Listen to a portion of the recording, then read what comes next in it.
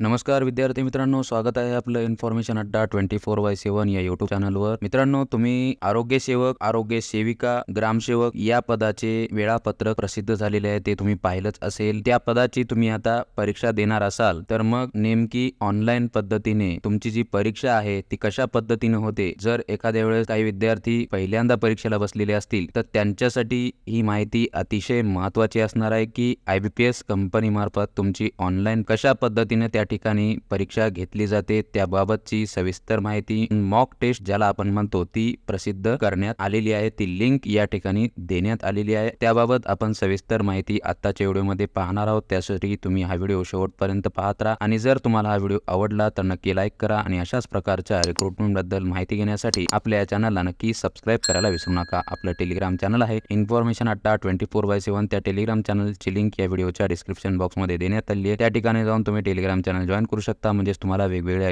Recruitment बद्दल, admit card बद्दल तसेच निकालाबद्दल देखील त्या ठिकाणाहून माहिती मिळत राहील। तर बघा मित्रांनो, आता तुमची जी परीक्षा आहे हेल्थ वर्कर मेल साठी 10, 11, 12 जून 2024 रोजी 9 शिफ्ट मध्ये घेतली जाणार आहे। त्यानंतर health worker male seasonal spray म्हणजे हंगामी फवारणी क्षेत्र कर्मचारी यांच्यामधून 13, 14, 15 जून 2024 रोजी 8 शिफ्ट मध्ये घेतली जाणार आहे। त्यानंतर आरोग्य सेविका या पदाची परीक्षा 16 जूनला 2 शिफ्ट मध्ये घेतली जाणार आहे आणि ग्रामसेवक या पदाची परीक्षा 16, 18, 19 आणि 21 जून 2024 रोजी 12 शिफ्ट मध्ये घेतली जाणार आहे। तर आता बऱ्याच विद्यार्थ्यांचं मागच्या व्हिडिओमध्ये प्रश्न होते, हे जे वेळापत्रक आलेलं आहे या वेळापत्रकाच्या परीक्षेचं हॉल तिकीट आम्हाला कधी मिळणार आहे। तर मित्रांनो, त्यांच्यासाठी एवढंच सांगू इच्छितो की तुमची जी परीक्षा आहे ती 10 जून 2024 रोजी पासून स्टार्ट होत आहे। त्या विद्यार्थ्यांसाठी त्यांची हॉल तिकीट जी आहे ती 7 दिवस आधी तुम्हाला उपलब्ध करून दिले जातील। हीच ती वेबसाईट आहे मित्रांनो हॉल तिकीट डाउनलोड करण्याची। सध्या या ठिकाणी call letter for online exam अशा पद्धतीचा इंटरफेस ओपन होत आहे आणि call letter download is over अशा पद्धतीने हा मेसेज देत आहे। म्हणजे त्याचाच अर्थ काय, तर ही वेबसाईट अजून सध्या बंद आहे। जशी वेबसाईट चालू होईल तशी आपल्याला डाउनलोड करायला भेटतील हॉल तिकीट। याची लिंक मी तुम्हाला शेअर करेल हॉल तिकीट आल्यानंतर। सध्या आता ही वेबसाईट बंद आहे। तुमची IBPS कंपनी मार्फत ज्यावेळेस तुम्ही परीक्षेला जाणार त्यावेळेस तुमच्या कम्प्युटरवर कशा पद्धतीची स्क्रीन असेल, तुम्हाला त्या ठिकाणी गेल्यानंतर काय काय करावं लागेल याची सविस्तर माहिती आपण पाहूया। हा अशा प्रकारचा इंटरफेस तुम्हाला त्या ठिकाणी दिसेल। या ठिकाणी सिस्टीम नेम तुम्हाला दिसेल, कॅन्डिडेट नेम तुम्हाला दिसेल, त्यानंतर लॉग इन ID आणि या ठिकाणी तुम्हाला पासवर्ड टाकून त्या ठिकाणी साइन इन करावं लागणार आहे। हे साइन इन केल्यानंतर काय होईल मित्रांनो, तुमच्या समोर एक नवीन पेज ओपन होईल, ज्या पेज मध्ये तुम्हाला सर्व सामान्य सूचना दिलेल्या असतील। त्यानंतर तुम्हाला नेक्स्ट या बटनावर क्लिक करायचं आहे आणि नेक्स्ट या बटनावर क्लिक केल्यानंतर IBPS कंपनीचं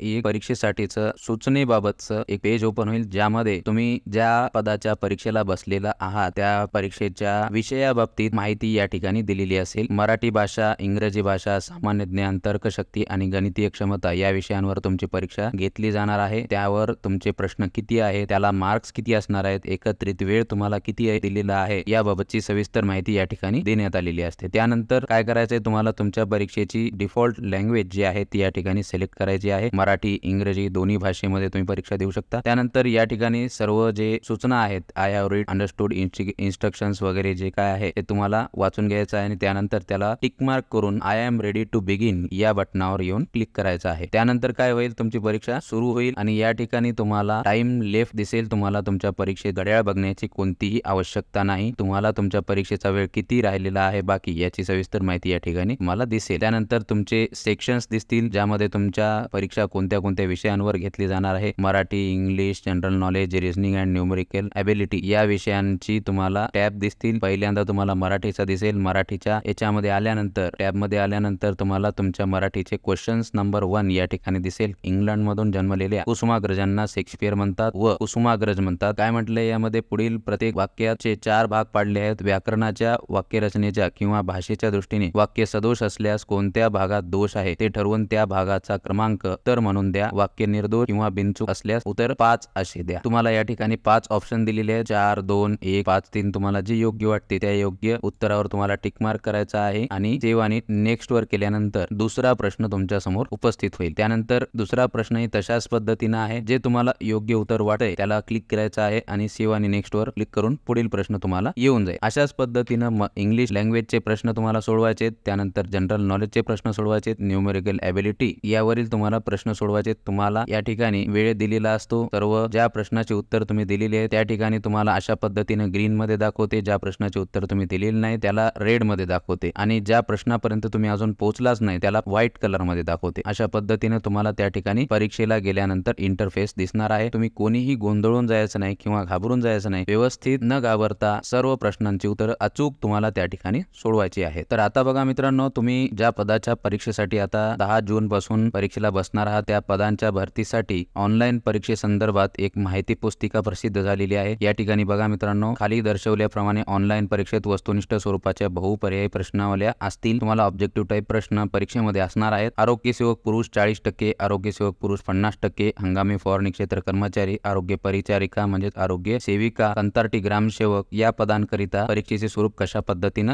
असणार आहे। मराठी भाषा 15 प्रश्न 30 गुण, इंग्रजी भाषा 15 प्रश्न 30 गुण, सामान्य ज्ञान प्रश्न संख्या 15 30 गुण, तर्कशक्ती आणि गणितीय क्षमता 15 प्रश्न 30 गुण, तांत्रिक ज्ञानाची चाचणी 40 प्रश्न 80 गुण, अशी एकूण 100 प्रश्नांची 200 गुणांची तुमची 120 मिनिटांकरिता परीक्षा घेतली जाणार आहे। यासाठी सूचना अशा पद्धतीने नमुना प्रश्नपत्रिका देण्यात आलेली आहे तुमची। पहा मित्रांनो, मराठी भाषेवर विषय 5 प्रश्न या ठिकाणी देण्यात आलेले आहेत, त्यानंतर इंग्लिश लँग्वेज वर देण्यात आलेले आहेत, सामान्य ज्ञान वर देण्यात आलेले आहेत, तर्कशक्ती आणि गणितीय क्षमता यावर देण्यात आले आहेत, तांत्रिक ज्ञानाची चाचणी यावर देण्यात आली आहे आणि त्यासोबतच तुम्हाला परीक्षेमध्ये गेल्यानंतर परीक्षेला बसल्यानंतर तुम्हाला कशा पद्धतीच्या सूचना त्या ठिकाणी देण्यात आलेल्या होत्या त्या सर्व सूचनांची माहिती देखील या ठिकाणी देण्यात आलेली आहे। त्यानंतर बघा मित्रांनो, दिलेल्या 120 मिनिटाच्या कालावधीत उमेदवार कोणत्याही प्रश्नावलीतील कोणताही प्रश्न सोडवू शकतात। तुम्हाला जेवढे काही प्रश्न दिलेले आहेत 100 प्रश्न 200 मार्कांसाठी, त्यातील तुम्हाला जो प्रश्न आधी सोडवायचा तो तुम्ही आधी सोडवू शकता। अशी काही बंधनं नाहीत तुम्हाला की हाच आधी सोडवला पाहिजे, सिरियल वाईज सोडवलं पाहिजे असं काही नाही। त्यानंतर 120 मिनिटं समजे एकदा संपले की त्यानंतर तुम्हाला एकही प्रश्न सोडवता येणार नाही, त्याच्या उत्तरांची पडताळणी करता येणार नाही। जरी परीक्षार्थीने सबमिट बटन क्लिक केले नसले तरी त्याच्या किंवा तिच्या उत्तरांना संगणक प्रणाली आपोआप सुरक्षित सेव्ह करेल। अशा पद्धतीने ही सूचना आहे। तर मित्रांनो, अशा पद्धतीने आपण सविस्तर माहिती पाहिलेली आहे। जिल्हा परिषदेची 10 जून पासून सुरुवात होणाऱ्या परीक्षेसंदर्भात मॉक टेस्ट साठीची तुम्हाला तुमच्या परीक्षेला जाण्यासाठी परीक्षेचा अभ्यास संपूर्णरित्या करण्यासाठी अजून 10 ते 12 दिवस या ठिकाणी तुमच्याकडे शिल्लक आहेत। चांगल्या पद्धतीचा तुम्ही अभ्यास या ठिकाणी करू शकता आणि जास्तीत जास्त स्कोरिंग कशी वाढेल याकडे तुम्ही जास्तीत जास्त लक्ष देऊ शकता मित्रांनो। तर मित्रांनो, तुम्हाला हा व्हिडिओ कसा वाटला हे कमेंट बॉक्समध्ये नक्की सांगा आणि जर तुम्हाला हा व्हिडिओ आवडल्यास व्हिडिओला लाईक करा।